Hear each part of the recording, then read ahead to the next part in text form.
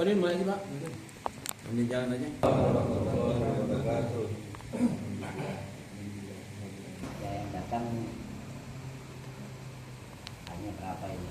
Tapi saya yakin nanti pasti punya konsep bahwa saya tidak mau bahwa masjid ini anak cucu kita bermasalah gitu. Makanya kami waktu itu masjid itu memang harus dibeli kan dengan tanah yang alhamdulillah yang bisa dibeli. Jadi itu ada kami waktu itu apa Anwar seperti itu. Jadi alhamdulillah bisa dibeli dan harganya pun kita lumayan lah.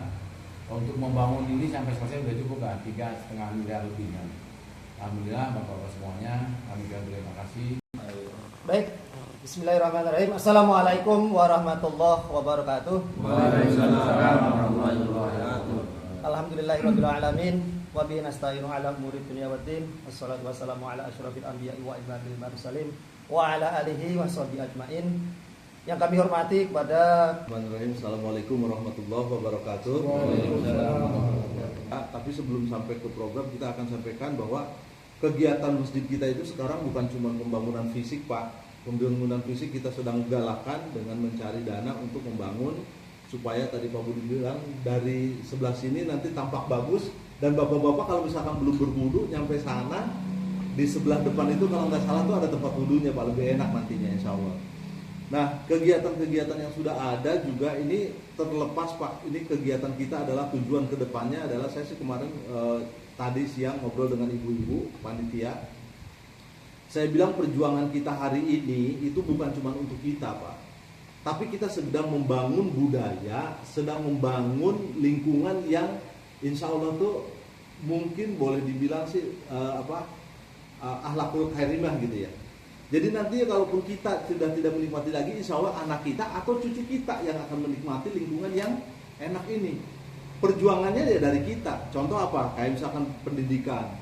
Dari semalam ibu-ibu itu ada pawai obor lah gitu. Untuk apa? Untuk siar Pak. Ya memang ada yang ikutan, ada yang tidak. Ya monggo saja. Ada juga yang ini. Tapi intinya ada beberapa yang berusaha ke arah situ. Kemudian memakmurkan masjid dengan tadi itu lomba-lomba. Masya Allah Pak, dengan segala keterbatasan panitia pada bingung, ada duit 300.000 buat beli hadiah ini, aduh gimana ngaturnya segala macam.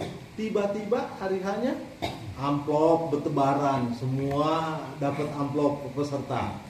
Makan, McD penuh semuanya, sisa-sisa, alhamdulillah berkah semuanya. Makanya alhamdulillah bapak-bapak kita begitu peduli terhadap kegiatan-kegiatan kita itu mensupport anak-anak, kan senang Pak kalau anak-anak kayak gitu ya. Kemudian kita juga sedang koordinasi Pak, bagaimana nanti mensinkronis antara lingkungan DKM dan masjid, musola, kemudian dari lingkungan RT dan sebagainya, itu juga akan terus kita tingkatkan. Kedepannya juga kayak ekonomi mungkin kita pikirin karena banyak hal lah yang akan kita inikan. Khususnya juga sekarang remaja Pak, remaja ini yang harus kita inikan. Nah kemarin saya juga dengan Pak Nafis ke masjid itu ada yang namanya mulai di Tangerang itu memasukkan digitalisasi masjid Pak. Jadi masjidnya itu nanti kalau misalkan memang ya kita boleh mencontoh itu atau bisa memakai aplikasi itu. Jadi kalau udah aplikasi si jamaah itu juga bisa tinggal lihat Pak, uang pendapatan tromol berapa, kemudian nanti uang dipakainya untuk apa, itu semuanya ada di dalam masjid, di dalam aplikasi itu masing-masing bisa buka di handphonenya masing-masing. Jadi lebih terbuka, lebih transparan, pemasukannya berapa, pengeluarannya berapa, untuk apa saja, clear, semuanya clear ya. Jadi insya Allah kedepannya itu banyak hal yang akan kita laksanakan. Makanya saya bilang mudah-mudahan yang hadir pada malam hari ini bukan cuma hadir, bukan cuma mendengar, tapi menjadi pelaku, menjadi penggerak, menjadi motor kita semuanya ya Pak ya. Kemudian tadi Pak DKM sudah sebutkan bahwa visinya kita adalah MBF dari kita untuk kita atau untuk kemaslahatan umat, insya Allah itu kita jalankan. Nah Bapak-bapak kembali masuk ke masalah pembangunan itu sekilas begitu padat nanti ke depannya kegiatan kita di masjid, dan saya yakin bapak-bapak juga akan berpartisipasi. Nah untuk mendukung hal itu baru fisiknya kita juga sedang mau membangun. Nah ini pembangunan kita, saya kebetulan di sini ditugaskan sama ketua DKM untuk menginformasikan, memberikan informasi bahwa kita akan membangun, dan di sini sudah ya banyak persetujuannya dari pengurus-pengurus, sengaja saya tampilkan untuk pada suruh tanda tangan biar kuat. Nah kemudian Pak, sebenarnya ini ada juga orang yang pro dan kontra. Ini apa sih yang angsuran mobil, apa cicilan mobil, apa cicilan rumah katanya ini.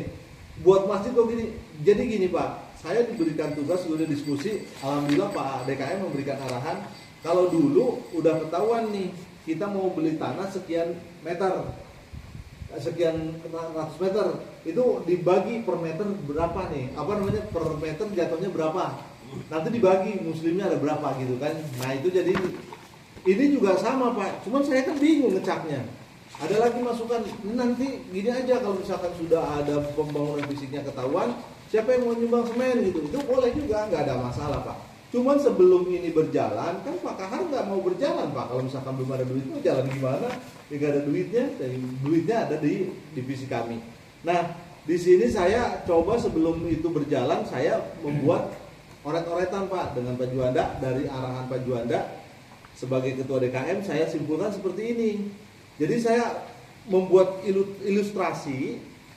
Di sini ada orang yang misalkan, Pak saya mau nyumbang 12 juta. Sekaligus, boleh nggak? Boleh Pak. Tapi kalau misalkan, wah saya nggak mau 12 juta sekaligus, mau 12 juta tetap, tapi dibagi dua kali bayar, boleh.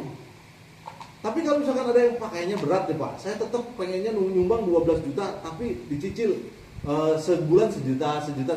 Ini mah hanya untuk mereminder saja, hanya untuk